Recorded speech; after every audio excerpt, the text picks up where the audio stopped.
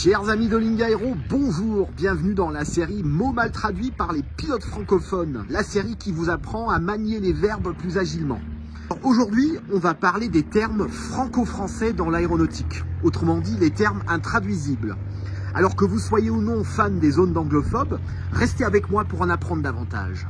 Alors, premier terme qu'on va aborder dans les intraduisibles ou les termes franco-français, ce sont les PTE et les PTU. Donc cet acronyme qui désigne la prise de terrain par encadrement ou alors la prise de terrain en U, ce sont bien entendu des acronymes vraiment franco-français.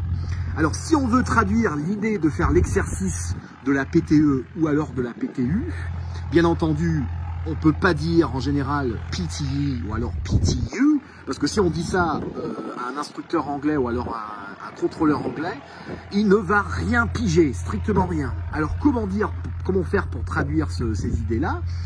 On a deux possibilités.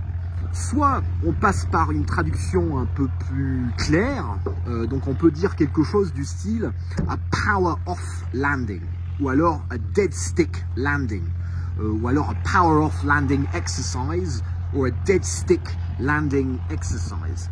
Sinon, dans certaines écoles de pilotage, en Angleterre notamment, on parle de PFL, donc Practice Forced Landing. Donc la traduction va dépendre du contexte.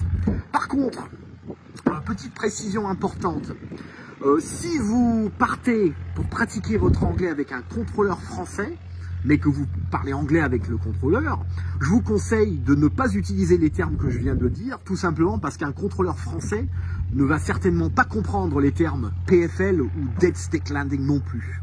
Donc à ce moment-là, on peut envisager une solution hybride, donc c'est-à-dire de parler anglais mais d'utiliser l'acronyme français pour gagner du temps. Alors le deuxième terme qu'on a du mal à traduire en anglais, c'est le concept du second régime de vol, qu'on entend très souvent dans les cours théoriques ou alors dans les cours au sol dans les aéroclubs. Alors en anglais, si on commence à parler de second flight regime, des interlocuteurs non francophones vont avoir un petit peu de mal à comprendre. Il ne faut pas non plus parler de Diet, de second Diet, comme j'avais entendu il y a quelques semaines dans un aéroclub. C'est d'ailleurs à cause de mon régime marseillais que ma bouille a baissé un peu ces temps-ci. Alors pour traduire l'idée du second régime de vol, on va parler de flying at the back of the power curve.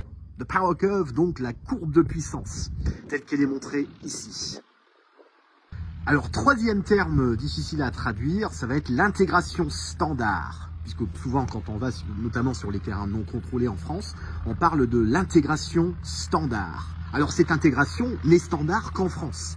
Selon le pays dans lequel on vole, les procédures d'intégration vont varier. Donc, en Angleterre, par exemple, l'intégration standard se fait uniquement côté inactif du tour de piste.